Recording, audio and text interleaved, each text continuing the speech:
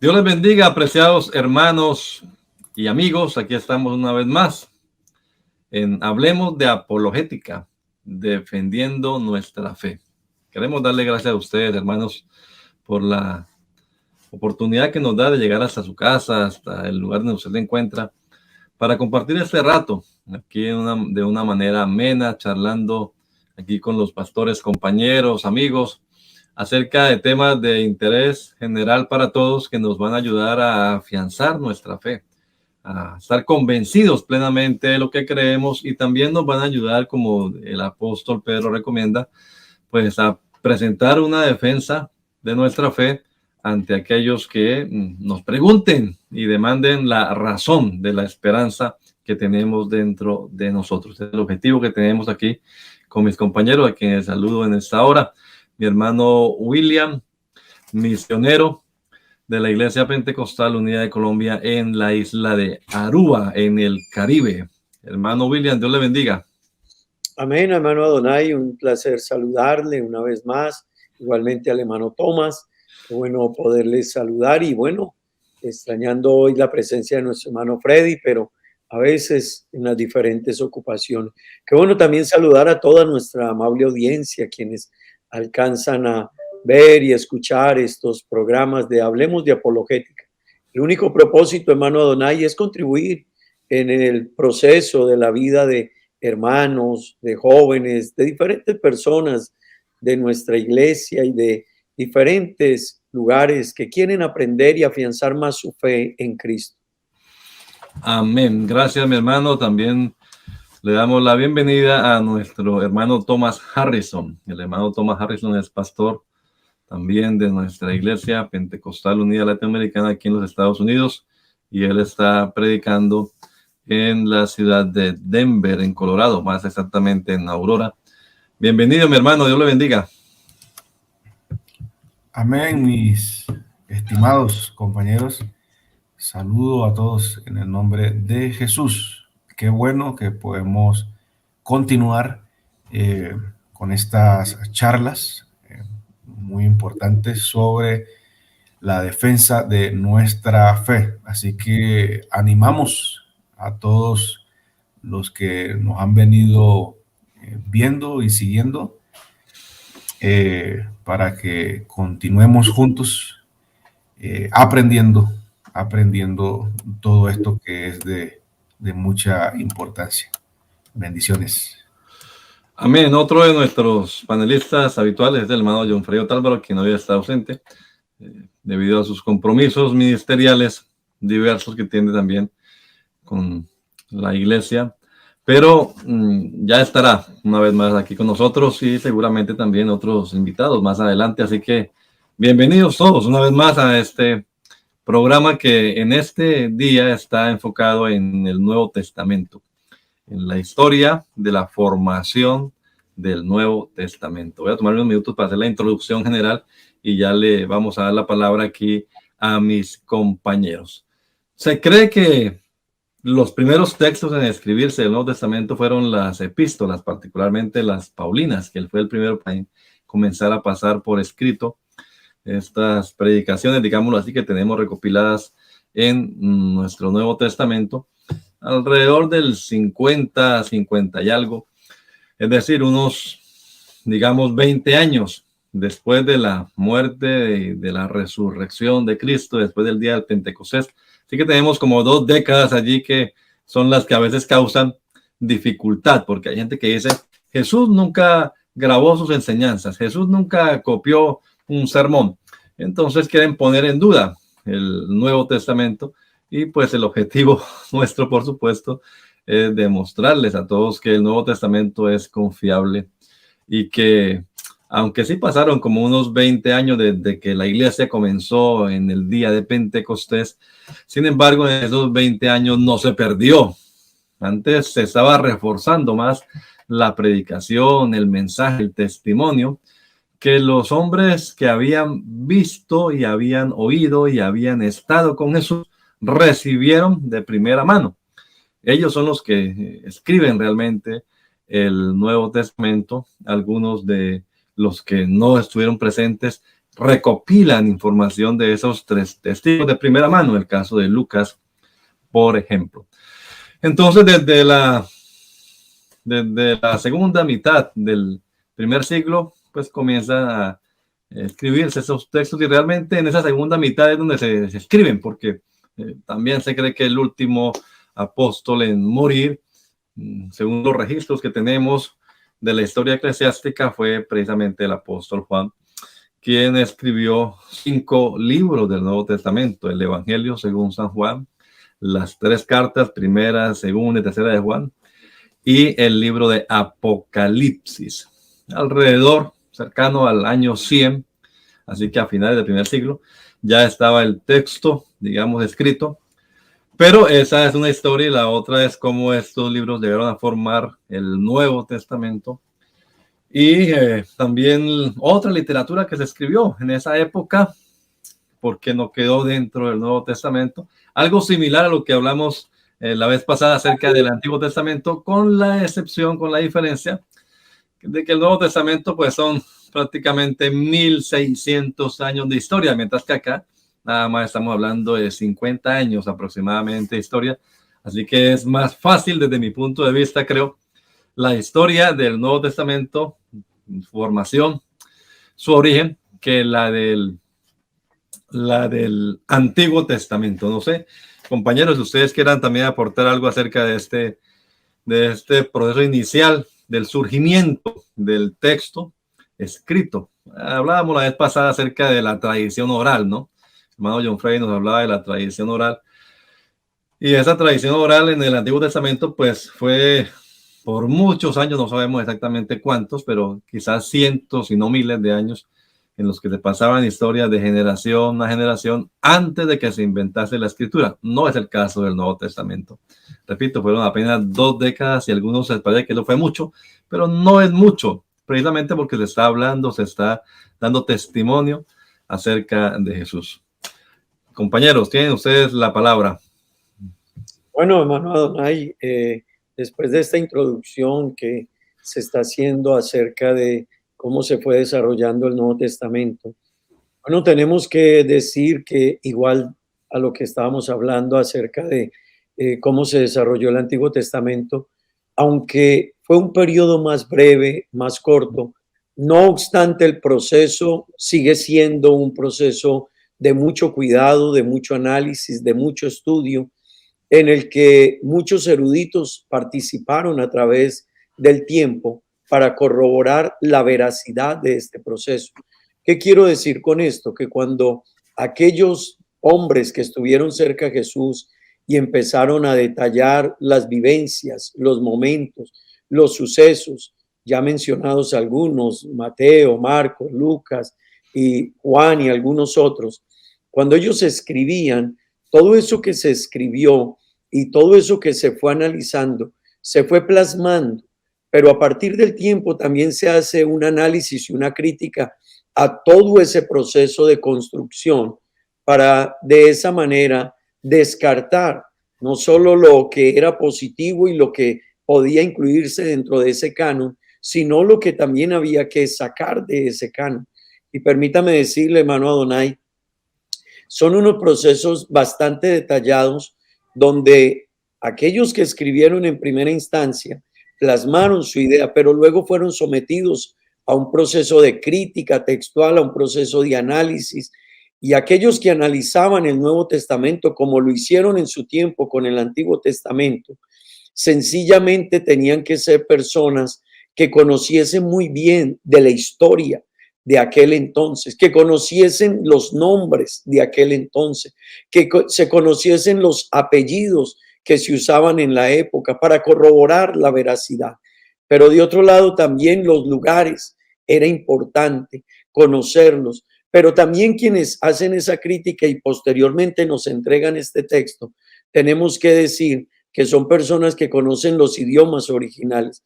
Permítame ampliar un poquito esta introducción para poderle decir a nuestros oyentes que no simplemente es lo que escribieron allá y se quedó en esos escritos y en esos materiales que se usaron, sino que simplemente a través de diferentes periodos en la historia se han hecho análisis y eso nos lleva a lo que hoy tenemos como el canon del Nuevo Testamento.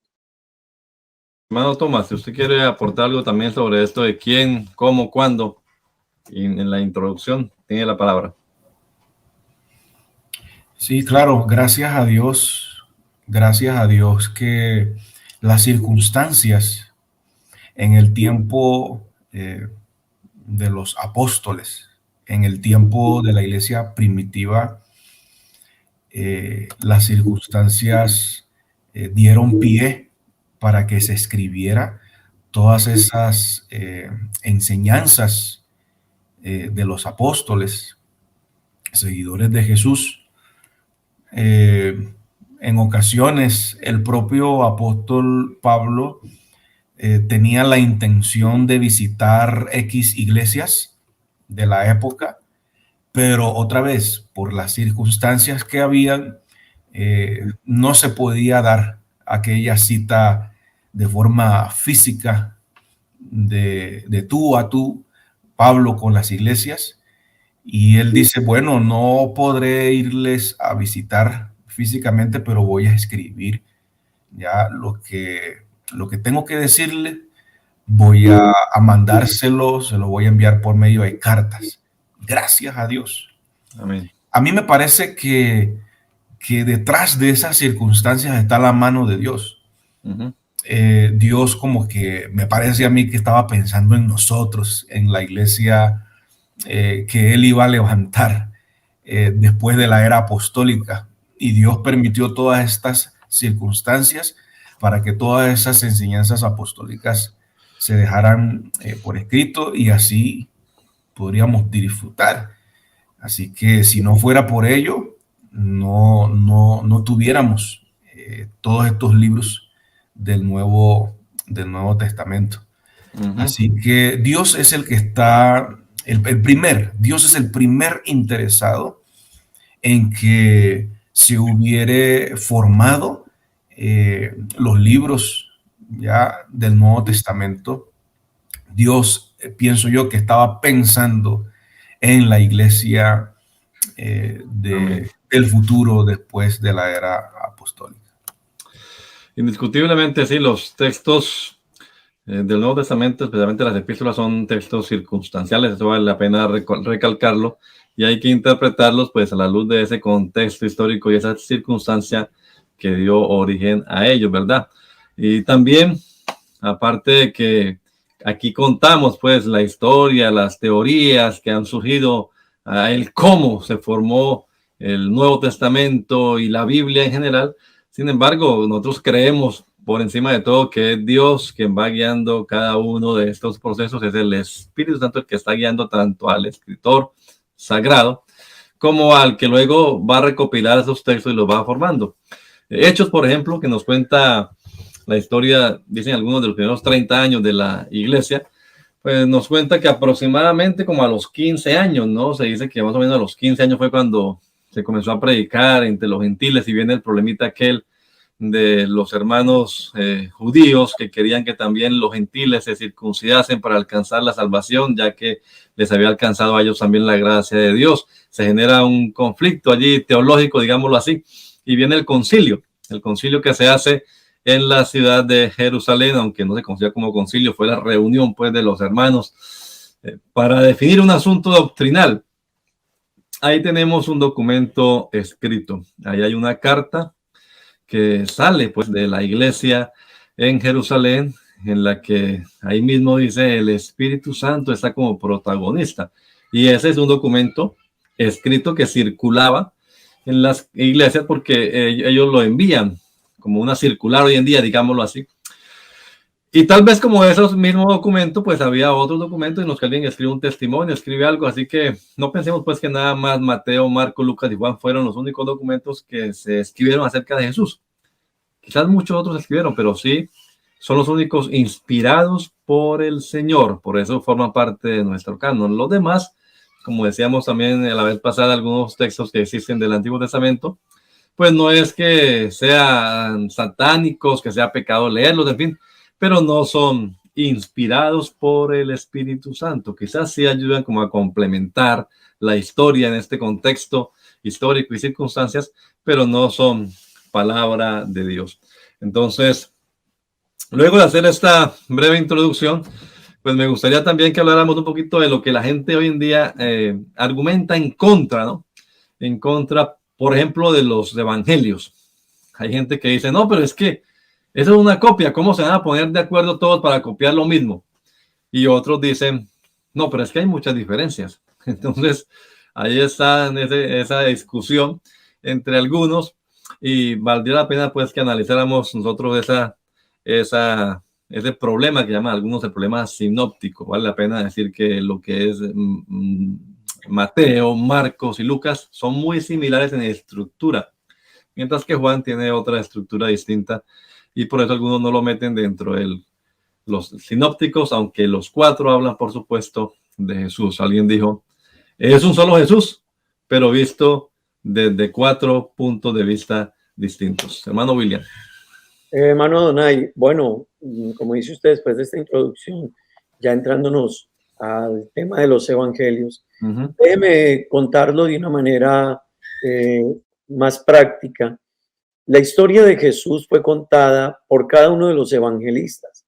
Y si en algunos se aprecia algunas diferencias, es que, permítame traer un ejemplo, es como si hubiese un accidente sobre una vía en los Estados Unidos o en cualquier país, y desde 4 esquinas diferentes lo mirasen 4 testigos.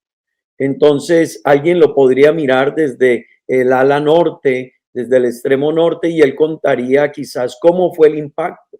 Pero quien lo ve desde la parte sur, él tiene otra visión, quizás cómo quedó el carro o si atrás qué pasó. Y los que lo ven desde el oriente y asimismo del occidente, cuentan desde diferentes maneras lo que sucedió. No es que sean diferentes en sí los evangelios, están hablando del mismo personaje, en este caso de nuestro Señor Jesucristo, su manifestación en carne, su vida, su proceso, su muerte, pero lo están contando desde diferentes escenarios. Y como decía el hermano Adonai, también tenemos que decir que algunos no estuvieron presentes en el momento, pero recopilaron la historia, se dedicaron a conocer la historia de esos que estuvieron ahí presentes y entonces la escriben también contándonos algunas otras vivencias. Pero valga decir, el problema sinóptico y lo que algunos ven como dificultad entre un pasaje que se encuentra en Mateo, en Marcos, en Lucas, sencillamente no es en sí un problema, es una visión desde un ángulo diferente, pero desde los mismos acontecimientos y vivencias. De otro lado, hermano Adonai, si algún pasaje no se encuentra en alguno de los evangelios, a veces hay historias, hay parábolas, hay vivencias que se cuentan en uno de los evangelios, puede que en el otro no, puede que en el uno se haga más énfasis o se cuenten más detalle. Sencillamente es porque para el escritor quería darle más realce a algunas situaciones, le pareció más importante desde su visión y desde su ángulo contarlas. Permítame poner otro ejemplo, o más bien un ejemplo, ya que usted, hermano William, nos cuenta acerca de este caso del accidente. Sí, si los 4 o 5 testigos cuentan frente a un juez o frente a alguien que lo esté interrogando, literalmente la misma historia, usando las mismas palabras, haciendo las mismas pausas, hombre, cualquiera puede decir, esto se lo aprendieron de memoria. Se aprendieron de memoria el discurso y lo están contando porque se pusieron de acuerdo para contarnos su versión. Un ejemplo que quiero traerles ahora a mención es el caso de la inscripción que había encima de Jesús en la cruz. Cada evangelista, como dice el hermano William, pues está contando su versión. No es para buscar contradicciones, no es para ver quién dice la verdad y quién está diciendo mentiras, sino es para complementar. Los que hemos oído casos, ¿no?, de problemas, de situaciones, siempre es bueno escuchar a la otra parte. ¿Por qué? Porque alguien nos cuenta su punto de vista, pero escuchemos la otra y ella nos cuenta su punto de vista.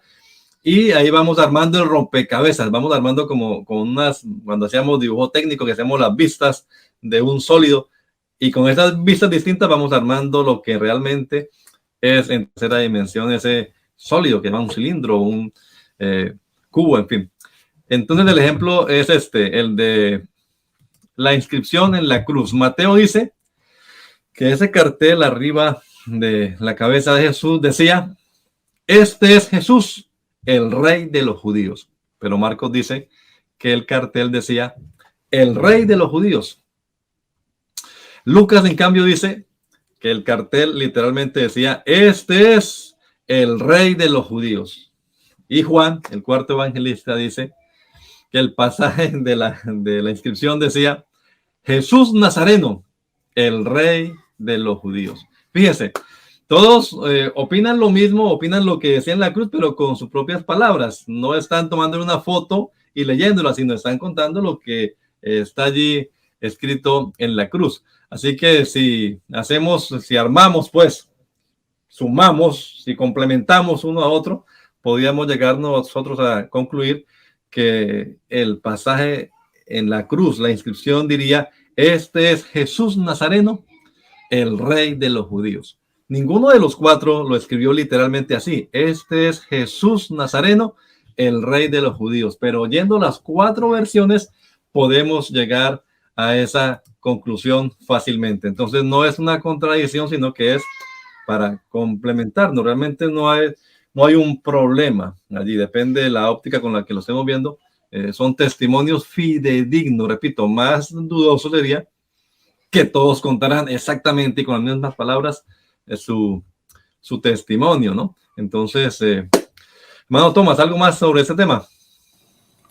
Sí, precisamente lo que tú mencionas, y es que esas diferencias o aparentes diferencias es lo que nos habla de la autenticidad, ¿ya?, de esos escritos. Como tú dices, si fuera unos documentos falsos, inventados, así, invención humana, hubieran dicho lo mismo, ¿ya? Se hubieran puesto de acuerdo. Pero porque hay esas diferencias, ya, de forma de escribir o distinta forma de presentar la vida de Jesús, entonces eso es lo que da autenticidad, ya, a esos textos. Un ejemplo es si vas a relatar un acontecimiento a un grupo de personas, pero este grupo de personas es de cierta edad, ya, este público es de cierta edad, y tienes a otro grupo de personas ya mayores, ya con un criterio formado, ya para entender mejor las cosas. Puede ser que es el mismo evento que vas a contar, pero no lo vas a hacer de la misma forma. Entonces tenemos que Mateo, el evangelio que escribe Mateo, está dirigido a una audiencia. Se cree que la audiencia era para los judíos. Mateo estaba interesado en que el pueblo judío reconociera por medio de su escrito de que Jesús era el esperado Mesías, descendiente de la realeza, de la línea de David. Entonces, Marcos ya no le preocupa esa cuestión, ya no le preocupa. Entonces, es un relato ya más simple, ya más directo. Lucas ya lo hace de una manera más profesional, diríamos, más erudita. Y estos tres evangelios se le conocen como sinóptico. Esa palabrita sinóptico que hemos estado mencionando simplemente es una palabra griega que significa que se pueden ver juntos. Entonces, tanto Mateo, Marcos, Lucas son evangelios sinópticos porque precisamente para obtener toda la riqueza de los tres tiene que ponerse los tres juntos y Cuando uno ve los tres juntos, entonces allí obtiene el mensaje completo. Sí, tienen una estructura, digámoslo así, literaria similar. Los tres se enfocan en un ministerio público de Jesús en Galilea, que es extenso, y luego un viaje a Jerusalén, donde es martirizado y finalmente muere, sepultado y resucita. Si nos quedáramos nada más con esos tres, nos quedaría la idea de que Jesús nada más fue a Jerusalén cuando fue a morir. Y luego con Juan ya entendemos que hubo otras oportunidades en las que Jesús estuvo también. Juan llevaba otra estructura literaria. Pero bueno, para cerrar este puntico del problema sinóptico y avanzar, porque tenemos bastante que hablar acá del tema del Nuevo Testamento, pues vale la pena, hermanos, decir que hay que tener en cuenta eso, ¿no? Quién lo escribió y a quién lo escribió, que son partes fundamentales de la interpretación, como bien decía el hermano Tomás. Mateo, uno de los discípulos de Jesús, de los testigos presenciales de los apóstoles, escribe a la audiencia judía, y por eso hace mucho énfasis en citar también, como está escrito en el Nuevo Testamento, presenta a Jesús como rey. Esa es la faceta que nos presenta. Se dice que Marcos, por ejemplo, que quizás fue el primer evangelio en escribirse porque es el más corto, y lo normal sería que luego alguien fuera complementando, como Mateo y Lucas. Se dice que Marcos era el intérprete de Pedro, ¿no? Hay alguna teoría que nos habla acerca de eso, porque quizás Pedro pues no sabía muy bien el griego y menos escribirlo, pero Marcos sí era una persona que era más hábil para esto, y entonces nos cuenta en el Evangelio de Marcos la versión, digámoslo así, de Pedro. Algunos dicen que debía llamarse el Evangelio de Pedro, en fin. Pero va dirigido a otro tipo de audiencia, ya no a los judíos, sino más bien como a la iglesia en Roma o a la iglesia gentil.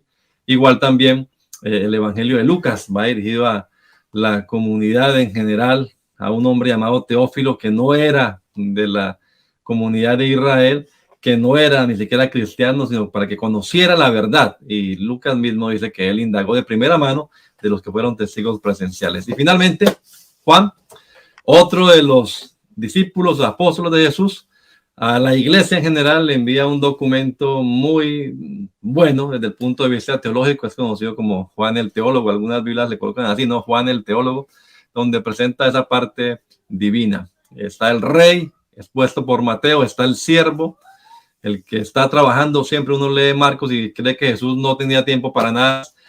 Mateo habla de discursos, Marcos habla de lo que hacía, de lo que el siervo hace. Lucas nos presenta al hombre perfecto, y Juan, por supuesto, a ese único Dios manifestado en carne. Son las cuatro visiones, 4 puntos de vista, 4 testimonios acerca de un solo Jesús. Creo, William, no sé si tenga algo más para cerrar el punto de los sinópticos. No, simplemente decirle a todos nuestros oyentes, las diferencias que hay no son diferencias de estructura, porque a veces quienes critican la escritura, quienes critican el texto, tratan de pegarse de las diferentes visiones que escribían cada uno, y como se ha hecho énfasis, realmente era simplemente el análisis desde puntos de vista diferentes del suceso, la vida, el acontecimiento, el milagro, la muerte, la resurrección, pero no varía en la estructura en sí. Puede que, como ponía el ejemplo el hermano Adonai, puede que varíe un poco alguna palabra, la inscripción de Jesús en la cruz, el milagro, la partición, la multiplicación de los panes y los peces. Puede que en el uno se hable de una cifra, en el otro se habla de otra cifra. En el milagro del endemoniado gadareno, entonces se habla de un endemoniado, pero también se habla de los endemoniados. Pero no esté contradiciendo el texto bíblico en sí, ni su esencia. Concluyo con esto. Realmente, hermano Adonai, no solo Jesús reafirmó lo que dicen las escrituras, sino que hay una cantidad de personajes que han tomado todo el análisis que han hecho muchos críticos y lo han traído al estudio, y esos eruditos, porque no son personas que de pronto conocen un poco, leyeron, no, son eruditos, personas renombrados a través de la historia, del estudio, de las mejores escuelas, las mejores universidades, han podido confirmar que solo varía es en la forma de expresarse. Y claro está, es que como explicaba Donay, Pedro quizás su conocimiento del idioma no era tan profundo, era un pescador. Entonces está contando la historia, pero con el lenguaje de un pescador, con el lenguaje de una persona de no letras, no conocimiento profundo, pero sí de las vivencias que vivió al lado de Jesús y experimentó. Así es. No sé, Tomás, si avanzamos o tenga algo más para hablar acerca del problema sinóptico. Avancemos. Ok, entonces quiero presentarle el otro aspecto. Hablando de los evangelios y hablando, pues, antes de llegar a la formación del canon, de cómo se formaron estos textos, les decía al principio, siempre hay gente que dice, no, pero es que en 20 años se pudo olvidar todo. Realmente quien hable así no conoce la historia de la formación de la iglesia, ¿verdad? Porque la iglesia estaba repitiendo la historia. Ahí sí podemos hablar realmente de una tradición oral. La iglesia está repitiendo la historia, el testimonio de Jesús. Todos los días en el templo y por las casas predicaban, ¿verdad? Así que no hay un invento. Algunos han llegado sin entrar de pronto en ese tema a profundidad a hablar que los apóstoles y los que escriben el Nuevo Testamento nos presentan a un Jesús que no existió, a un Jesús mítico, a un Jesús que llaman ellos el Cristo de la fe, y que otro era realmente el personaje humano, el histórico llamado Jesús. Tengo acá un libro que escriben algunos teólogos expertos en ciencias bíblicas, expertos en el griego, para refutar esa teoría de otro que escribe acerca de un hombre llamado Jesús, que los seguidores lo hicieron Dios, ¿no? Entonces él escribió un libro que se llamó, preste atención a ese título, ¿Cómo Jesús de Nazaret llega a convertirse en Dios? Es el título del libro. Pero estos señores le escriben en respuesta a su teoría otro texto, que es el que tengo aquí en mis manos, que titula ¿Cómo Dios se convirtió o llegó a ser Jesús de Nazaret? Esa es realmente la realidad que creemos nosotros. No fue que un hombre fue deificado, ¿no? Creo que es la expresión. O sea, no fue que un hombre fue hecho Dios por sus seguidores, sino a la inversa. Fue que el Dios Todopoderoso se hizo hombre por amor a la humanidad. Y esa es la perspectiva real que presenta el Evangelio. Podemos creer en la literalidad del texto, como decía el hermano William, los milagros, los endemoniados. Hermanos, todo eso es real. Los que estamos acá y ustedes, hermanos, seguramente también han experimentado milagros en sus vidas, sanidades, hemos visto transformaciones, hemos visto personas liberadas de posesiones demoníacas. ¿Por qué dudar de lo que la palabra de Dios enseña si todavía lo vemos hoy en día? Así que yo creo pues que, como digo, sin ahondar mucho en este tema que es bien conflictivo para algunos, pero podemos confiar en que el testimonio que dan las Escrituras es fidedigno. Juan dice, lo que hemos visto, lo que hemos oído, lo que palparon nuestras manos, eso es lo que ellos nos están contando. No es un invento, no es una fábula que habla de multiplicación de panes, de peces. Bueno, habla de milagros. Nosotros creemos en los milagros, tanto en el Antiguo Testamento como en el Nuevo, mucho más. Entonces, no sé, compañeros, si quieren agregar algo más acerca de la confiabilidad de testimonio del Nuevo Testamento. Hermano Adonai, realmente vale la pena decir, usted comenzó diciendo algo interesante, era la manera en que se transmitía el mensaje. Y si una persona de los que nos escuchan va a la iglesia, algún joven, algún hermano está yendo a la iglesia, va a escuchar que estamos transmitiendo cada día el mensaje de la fe, el mensaje de la cruz, el mensaje de la muerte y la resurrección de Jesucristo. Así que usted lo va a encontrar desde nuestros primeros misioneros hasta los que estamos en este tiempo y los que vienen. Vamos contando el mismo proceso sin perder detalles. Y eso es un dato interesante. Y eso no es de nosotros ahora. Eso es precisamente el proceso de la historia. Pero permítame decirle algo más, hermano Adonai. Realmente la iglesia ha jugado un papel importantísimo y es porque la iglesia no entró a aceptar lo que la gente traía. Recuerden que no, los que escriben Muchos de ellos eran gente influyente, gente importante, gente que tenía la capacidad de permear algunos espacios. No obstante, sus textos no están dentro del canon. ¿Y por qué no están dentro del canon? Precisamente porque sus textos fueron comprobados no inspirados, aunque podían ser textos históricos con buenos registros, pero sin embargo no estaban argumentando desde el punto de vista bíblico, desde el punto de vista de las vivencias. Y eso valga la pena decirlo porque la iglesia estaba fundamentada sobre personas que temían y amaban a Dios y no estaban sencillamente dejándose permear por influencia. Déjeme contarle algo más, hermano Adonai. La iglesia, uno de sus fundamentos importantes dentro de nuestra fe cristiana es precisamente la resurrección de Cristo. Y valga la pena contar este evento porque es uno de los documentos, o mejor, de los hechos, que le aporta una gran veracidad a lo que es precisamente Jesús.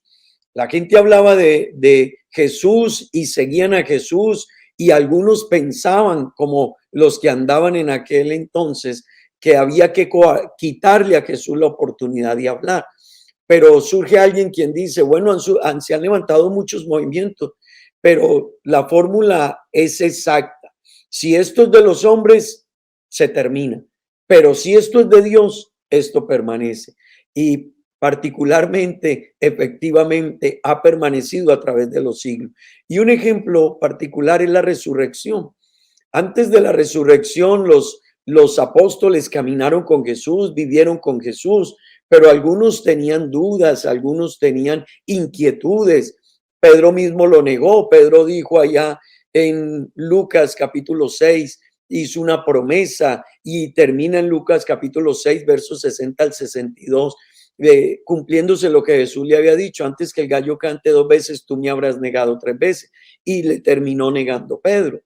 Ese mismo, no solo Pedro, Tomás mismo tuvo sus inquietudes, sus dudas, pero esos mismos apóstoles que cuando Jesús murió y se fueron de nuevo a sus profesiones, a sus oficios, se llevan un gran impacto en su vida cuando Jesús llega cerca a ellos y vuelve y los comisiona, los prepara, los llama, se presenta ante ellos. Ahora vemos estos hombres dispuestos a ir hasta la muerte. Ya no era el mismo Pedro, el Pedro que le negó ante una criada, ante un grupo de personas.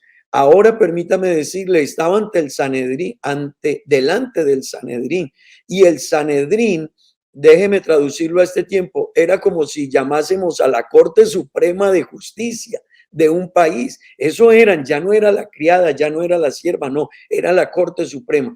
¿Qué hizo que un hombre como Pedro viviese una transformación de esa magnitud? Es que él fue un testigo presencial de esa resurrección de Cristo. Ya no solo era que Jesús lo había convidado, lo había motivado, había hecho algunas situaciones para que Pedro creyese en él. No, ahora lo vio resucitado y lo comprobó dentro de su vida. Ahora ya como testigo de ese evento estuvo dispuesto a ir. Así que eso nos cambia un poco también la perspectiva de un Jesús que a veces tratan de mostrarlo dentro de la historia y que la gente en su ánimo de creer entonces le ha dado posición de Dios. No, hay testigos que su vivencia antes de esa resurrección y después de esa resurrección todo cambió en su vida y en su entorno. Déjeme decirle algo más, hermano Adonai. Las grandes testigas de esa resurrección y a quienes se les presentó el Señor primero fue a las mujeres. ¿Sabe que ese es otro dato interesante? Porque si yo hubiese estado en esa época, en ese contexto histórico del momento, no hubiese escogido las mujeres. ¿Por qué? Por el momento cultural. La mujer en esa época, en ese tiempo, no tenía una posición importante en esa cultura, no tenía una posición relevante. Así que escogerlas a ellas para que contaran una historia había sido un error de cálculo, precisamente. Para hablar de Jesús y de su resurrección había sido un error de cálculo haber escogido a las mujeres. Había que escoger a los hombres y quizás algunos de más renombre, pero no, se escogieron mujeres y ellas fueron. Todos esos detalles nos van haciendo, nos dan un poco de luz para entender que quienes tratan de separar al Jesús que vivió en la época y al Jesús que presenta la Biblia y que presenta nuestra fe cristiana, realmente es el mismo que hemos conocido y seguiremos conociendo. Así es, mi hermano. Tomás, vamos a escuchar su opinión al respecto. Sí, esto hay que entender que cuando hablamos de los milagros de Jesús, en una ocasión convierte una cantidad de agua en vino, agarra en otra ocasión delante de una multitud hambrienta y hace un milagro con unos pocos panes y un par de peces. Bueno, todos estos milagros, estas señales, cuando Él se transfigura, todo esto el Señor lo hace en la intimidad. Obviamente se conoce todo esto porque, volvemos, ¿no? Gracias a Dios, todo eso se pasó por escrito. Pero el Señor Jesús, cuando iba a hacer esos milagros, no lo hizo así para todo el público, no mandó a llamar a los reporteros de la época, del gobierno, vengan para que sean testigos. No, eso era en la intimidad, dentro de ese seno ya de los discípulos, de sus seguidores.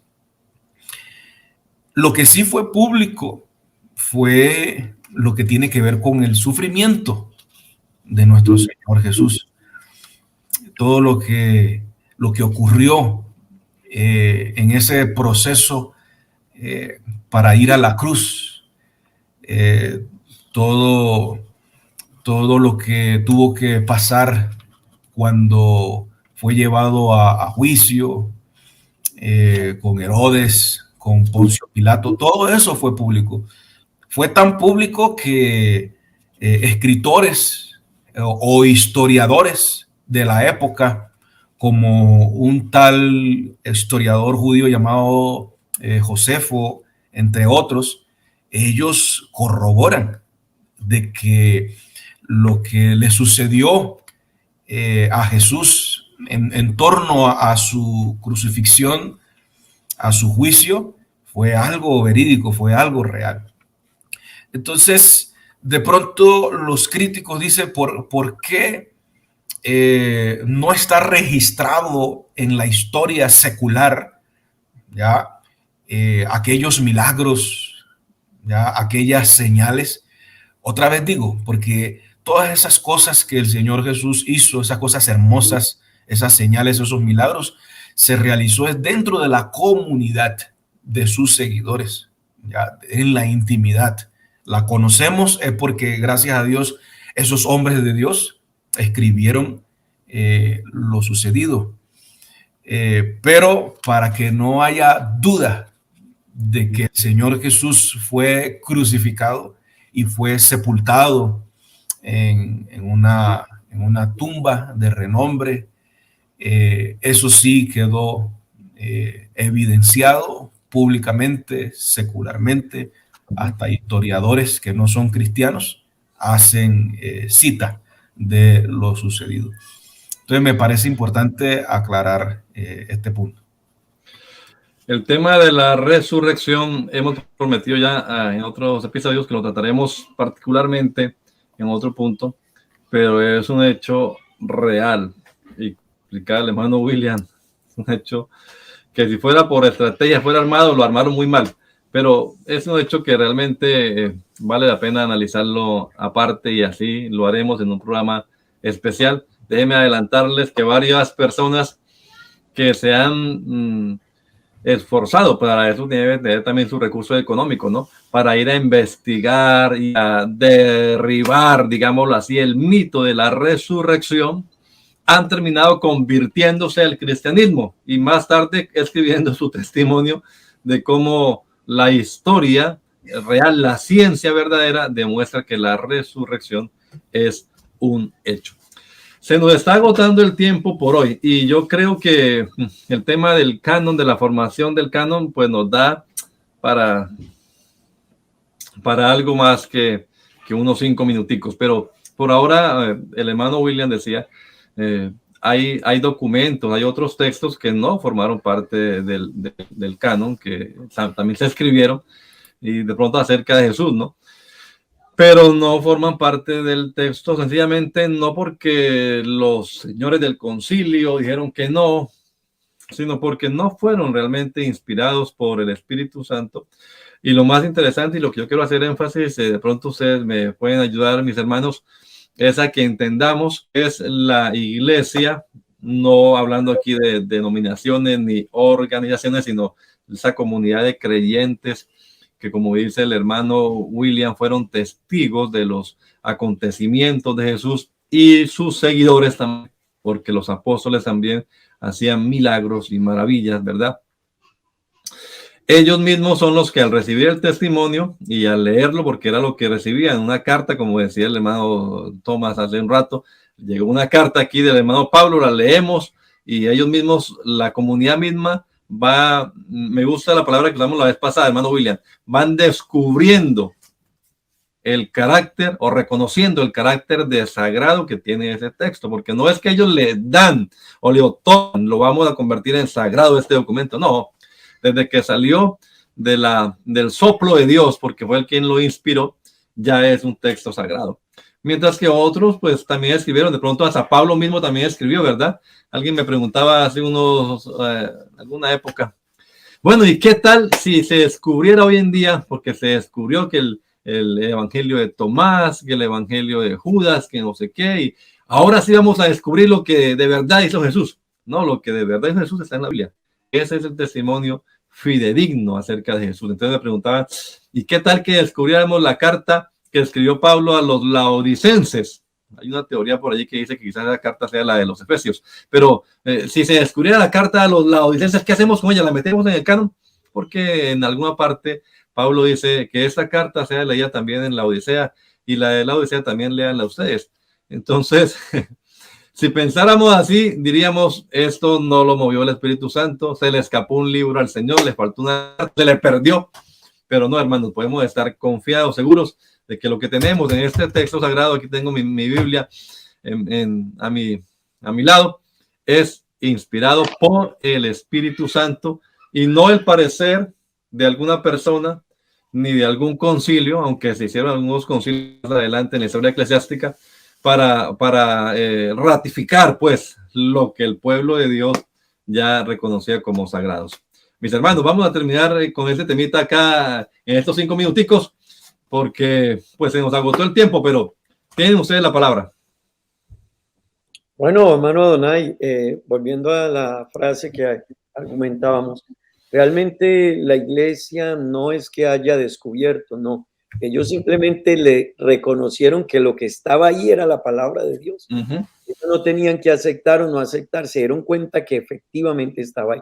Y Adonai decía algo que es importante. Aunque hayan otras cartas y aunque hayan otros escritos y se presenten otros testigos de algunos eventos de la vida de Jesús, lo que tenemos es lo que necesitábamos. Así que no nos van a contar palabras más, palabras menos, no nos van a traer nada nuevo. Nos van a decir lo que ya está. Y lo que ya está es lo que precisamente tenemos dentro del canon bíblico. Así que la Biblia que tenemos, que decía Adonai, la tengo a un lado, y en la que estribamos nuestra fe y nuestro conocimiento, y quien es nuestro código y nuestro manual de enseñanza, es la palabra de Dios como Dios quería que nosotros la tuviésemos hoy, en nuestro tiempo, en nuestro momento. Nada nuevo nos aportará ninguna carta. Lo que ya está es lo que necesitamos. Y permítame decirle, es lo que se necesita para la vida, para vivir, es lo que se necesita para la salvación y es lo que necesitamos para conocer de Dios. Sí, algunas personas lo que hacen es tratar de especular, ¿no? Y de, como digamos, la prensa amarillista, a generar polémica, a generar discusión, pero hermanos, tenemos la palabra profética más segura. Hermano Tomás. Sí, cuando tenemos ya un espíritu familiar dentro del pueblo de Dios, es decir, ya el pueblo de Dios está acostumbrado, utilicemos esa palabra, está acostumbrado a un mensaje, a un estilo de enseñanza, a una teología, ya a un contenido moral, espiritual, que se ha venido recibiendo desde las enseñanzas de Cristo, luego las enseñanzas de forma oral por medio de los apóstoles. Entonces, después vinieron progresivamente las cartas, y resulta que tanto las enseñanzas de Cristo, las enseñanzas de los apóstoles y lo que enseñaban las cartas, todo era del mismo espíritu, todo apuntaba al mismo blanco, todos van corriendo en la misma línea. Entonces, cuando ya vienen otros escritos, ya el pueblo de Dios ya está acostumbrado a un estilo ya que Dios ha enseñado. Y entonces eso fácilmente, entonces el pueblo de Dios puede identificar, no, este mensaje que quiere transmitir dicha carta, esto no encaja, no encaja. Esto es algo como nuevo. Por ahí estaban en el tiempo de la iglesia primitiva, estaban rondando los gnósticos, estaban rondando escritos de ellos, enseñanzas de ellos, que estaban haciendo lo posible para penetrar y entrar en la comunidad cristiana. Pero se levanta el apóstol Juan y escribe su carta y empieza a dar instrucciones. Mire, todo espíritu, ya es lo que me refiero, todo espíritu que quiera venirnos a enseñar que, por ejemplo, que Jesucristo no fue manifestado en carne, rechácenlo, porque no es el espíritu aprobado por Dios, no es lo que hemos venido enseñando desde un principio.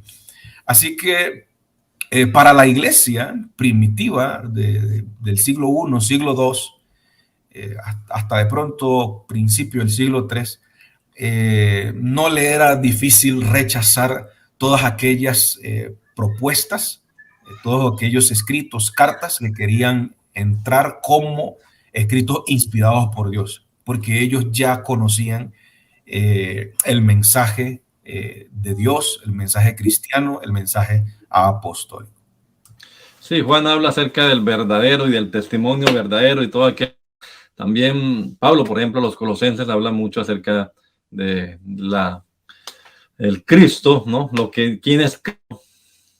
¿Quiere usted saber quién es Jesús? Lea la carta a los Colosenses y usted se da cuenta quién es Cristo para la comunidad de fe, la iglesia, sin tener un nombre, pero eran los seguidores de Jesús, los cristianos genuinos. No podemos, repito, ignorar la presencia del Espíritu Santo. Todo esto lo va guiando el Espíritu Santo. El Espíritu de Dios se mueve en la iglesia, está en la iglesia. La historia de la iglesia es la historia del Espíritu Santo actuando allí. Comenzó con el derramamiento del Espíritu el día de Pentecostés y terminará la historia de la iglesia cuando sea arrebatada a recibir al Señor en el aire. Esa será la época del Espíritu Santo. Cuando predicamos la palabra de Dios, cuando vamos a una convención, por ejemplo, a un servicio, y alguien trae, como dice Tomás, una falsa doctrina, el Espíritu Santo se mueve dentro de alguien y lo incita no a decir amén, sino a veces hay poder en Jesús. ¿Esto qué es? Porque hay algo allá, ¿verdad?, que nos mueve a identificar lo verdadero. Así también pasaba allá en la época del Nuevo Testamento. Bueno, pero se nos acabó el tiempo y vamos a dejarlo hasta ahí. Continuaremos dentro de 8 días, Dios mediante, en el próximo episodio, contando un poco más acerca de esta historia fascinante de la formación del canon ahora del Nuevo Testamento y finalmente la historia de la recopilación de la Biblia en general, porque hablamos Antiguo, Nuevo Testamento, pero cómo se reunió, y vamos a ver si podemos llegar hasta nuestros días con lo de las traducciones y todo aquello, para terminar con estas 3 charlas acerca de la historia de la Biblia. Mis amados hermanos, unas palabras finales. Bueno, hermano Adonai, muchas gracias una vez más. Es una bendición, siempre será una oportunidad para reconocerlo. Gracias a nuestro hermano Tomás, qué bueno poder compartir con ustedes y con toda nuestra amable audiencia. Qué bueno invitarles a que sigan, cada vez estaremos aportando otro granito de arena. No queremos decir que tenemos la última palabra, no, pero somos pastores que queremos llevar un mensaje, queremos presentar defensa de manera sencilla, quizás práctica, pero tratar de mostrar que lo que tenemos es lo que Dios quiso que tuviésemos del texto, del conocimiento de Él, y ahí debemos mantenerlo. Gracias y que Dios les bendiga. Amén, hermano Tomás. Bueno, bendiciones para todos. Le seguimos esperando la próxima semana. Así que sigamos aprendiendo a defender nuestra fe, que es algo que se necesita más que nunca el día de hoy. Hablemos de apologética, defendamos nuestra fe. Recuerde, si este programa es de bendición para usted, pues también puede serlo para otro. Comparta el enlace, mande a sus familiares, sus amigos, y ojalá que se inquiete un poco y también investigue por su propia cuenta, porque nuestra fe, lo que creemos, aguanta que la inspeccionemos, pasa la supervisión, así que no tenga temor. Bendiciones para todos en el nombre de Jesús. Cristo viene pronto.